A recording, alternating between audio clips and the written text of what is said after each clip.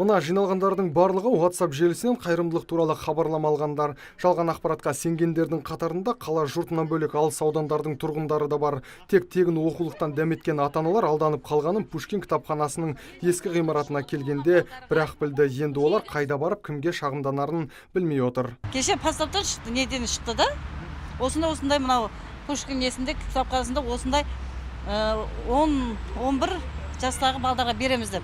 Мұны сояқтан келдім, жоқ. Бұяққа келсең білмейміз, анаяққа барсақ білмейміз. Қайқа барамыз енді?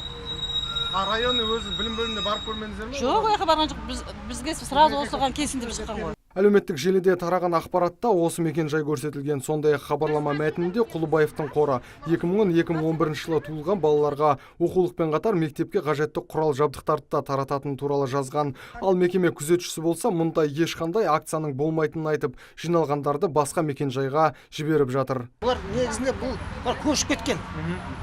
Олар дұрыс не алады. Бірақ қай жерде берілетін нақты бермеген ба? Мекен-жай жазылмаған. Соң жұрттың бәрі әуре болып отыр. Біз жібереміз. Мұнаның бәріне таратылып кеткен Пушкина.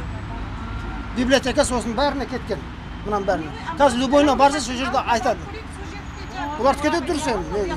Олар көшіп кеттік деп жазылып тұр. Құлыбаевтың қоры туралы хабарлама оңтүстікте емес, бүкіл Қазақстан бойынша тараған еді. Кейіннен дүйім жұртты дүрліктірген ақпаратты Атамекен ұлттық кәсіпкерлер палатасы жоққа шығарды. Сондықтан жауапты мамандар әлеуметтік желідегі бұл хабарламаға сенбеуге шақырады. Нұрсұлтан Тұрысбеков, Талғат Қырғызалиев, Абзал Тұрабеков, ТВК телеарнасының жаңалықтар қызметі.